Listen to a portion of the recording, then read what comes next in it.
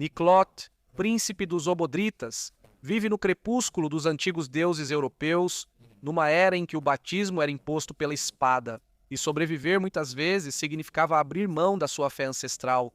Ele escolheu desafiar. Governando as terras Wendish ao longo da fronteira do Báltico em meados do século XII, Niklot enfrentou forças esmagadoras.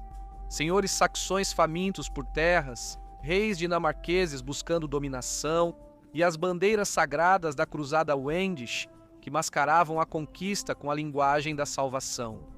Contra essa maré, permaneciam firmes os pagãos independentes e resolutos. Ele defendeu bosques sagrados, costumes antigos e o direito de seu povo de existir sob seus próprios termos. Enquanto outros se converteram para preservar seus tronos, Niklot escolheu o caminho mais difícil, travando guerra não por glória ou expansão, mas por memória, identidade e crença. Ele encontrou seu fim em uma emboscada, onde sua lança falhou contra cavaleiros armados, levando-o a ser cercado e morto. Nos séculos seguintes, Niklot seria lembrado como o último grande defensor pagão dos eslavos ocidentais, um símbolo de resistência contra todas as probabilidades. Seus inimigos conquistaram a terra, mas seu nome permaneceu, levado adiante como um lembrete de que a conversão da Europa não foi pacífica e que alguns escolheram resistir sabendo muito bem o preço disso. Esta é a história dele. Niklot era um príncipe dos Obotritas, uma confederação de tribos eslavas ocidentais que viviam ao longo da costa do Báltico, no que hoje é o norte da Alemanha. No início do século XII, os Obotritas traçam suas origens a uma aliança forjada no século VIII, uma que resistiu entre as pressões da expansão saxônica e da ambição dinamarquesa, enquanto preservava sua independência. E os antigos rituais do paganismo eslavo, os detalhes do seu nascimento e juventude se perderam na história. Entre os eslavos pagãos, a memória era preservada pela voz e não pela escrita, e poucos registros escritos sobreviveram para esclarecer sua linhagem ou criação. Até mesmo a Crônica Slavorum, que foi escrita por volta do ano 1170 e permanece como a principal fonte sobre a vida de Niklot, passa em silêncio sobre suas origens. Ela o apresenta não como um menino ou herdeiro, mas como um líder de guerra pagão já formado, definido por suas ações e não por sua ancestralidade, firmemente em oposição ao avanço do poder cristão. É provável que Niklot tenha chegado à idade adulta em meio a guerras constantes, ataques, defesa das fronteiras e enfrentando inimigos alemães e dinamarqueses. Esse tipo de cenário teria forjado a habilidade militar e a determinação que mais tarde o destacariam. Na década de 1130, as mudanças nas fortunas políticas levaram Niklot à proeminência. O assassinato do príncipe dinamarquês Knut Lavard, que havia recebido do imperador Lotário III direitos imperiais sobre o território obotrita, destruiu o equilíbrio de poder existente. No caos que se seguiu, Niklot agiu de forma decisiva, trabalhando com aliados para afirmar o controle sobre o coração das tribos obotritas. Esse momento marcou sua ascensão de nobre regional a principal líder da confederação. Como exatamente ele garantiu essa autoridade, seja por eleição, herança ou combate, permanece desconhecido. No entanto, o que está claro é que, a partir deste momento, Niklot se tornou a figura central da resistência obotrita, personificando tanto sua independência política quanto sua devoção desafiadora aos velhos deuses. A ideia de uma cruzada contra os Vendis surgiu pela primeira vez na Carta de Magdeburgo, escrita entre 1107 e 1110. Escrita por um autor anônimo, a carta era um apelo fervoroso por ação contra os eslavos pagãos da fronteira báltica. Ela retratava os Vendis não apenas como descrentes, mas como alvos legítimos de uma guerra santa, declarando sua terra natal como sendo a nossa Jerusalém. Embora não oferecesse indulgência espiritual formal além da promessa de salvação, a carta dava ênfase marcante à conquista e à recompensa. Ela detalhava a riqueza das terras vendas, abundantes em carne, mel, grãos e caça, e exortava os nobres da Saxônia, França, Lorena e Flandres a conquistarem tanto o mérito eterno quanto a prosperidade terrena. Para muitos leitores, a promessa de terra fértil e ganhos materiais era tão atraente quanto o chamado à fé. Os vendas eram vistos como ameaça à cristandade, não só por serem pagãos, mas também por serem chamados de apóstatas, o que tornava a violência contra eles teologicamente permitida. Em apoio aos planos saxões, o Papa Eugênio III emitiu uma bula papal, dando aos cruzados um mandato divino. Esse decreto confirmou uma promessa feita por Bernardo de Claraval de que aqueles que lutassem contra os vendas receberiam as mesmas indulgências que os cruzados destinados à Terra Santa. Foi prometida a remissão total dos pecados, apagando qualquer distinção entre as cruzadas orientais e do norte, e o chamado foi atendido principalmente por dinamarqueses, saxões e poloneses. O próprio Bernardo pregou com severidade intransigente, declarando que nenhuma trégua deveria ser feita com os vendas, até que, com a ajuda de Deus, ou sua religião ou sua nação seja destruída. Fé e aniquilação estavam unidas em uma única visão implacável. Niclote, no entanto, recusou-se a esperar o golpe, antecipando a invasão. Ele atacou primeiro com uma campanha preventiva no território de Vágria, controlado pelo conde Adolfo II, que havia prometido suas forças para a cruzada. Os guerreiros de Niclote atacaram os assentamentos alemães recém-fundados, destruindo vilarejos e arrasando a frágil infraestrutura da expansão saxônica. Seu ataque nasceu tanto da traição quanto da estratégia, pois suas alianças anteriores com os líderes saxões haviam desmoronado, enquanto homens como Henrique, o Leão, o Duque da Saxônia, redirecionavam o fervor das cruzadas de Jerusalém para seus vizinhos pagãos. O que antes fora uma fronteira de diplomacia, agora se tornara uma guerra pela sobrevivência.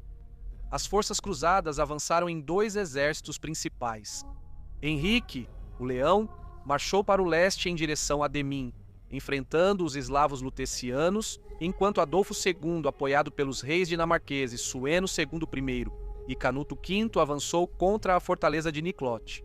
Lá, Niclote organizou uma defesa determinada, aproveitando a proteção natural da fortaleza e o conhecimento íntimo de seus guerreiros sobre a paisagem.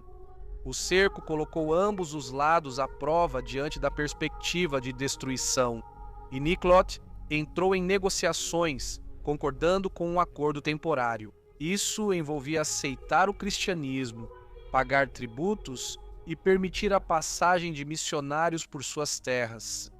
No entanto, como observa a crônica Slavorum, essas concessões foram feitas por necessidade, não por convicção. Assim que o perigo imediato passou, Niclote voltou silenciosamente à fé ancestral e renovou sua resistência. Durante toda a campanha, as forças vendas sob o comando de Niclote e seus aliados evitaram batalhas abertas, preferindo emboscadas e desgaste. Suas táticas infligiram pesadas perdas e negaram aos cruzados a vitória decisiva que eles buscavam. Ao final do ano de 1147, os exércitos cruzados se retiraram, tendo alcançado pouco além de batismos simbólicos e promessas vazias de tributo. As terras dos Obotritas, em sua maioria, permaneceram inconquistadas, e a autoridade de Niclote continuou intacta.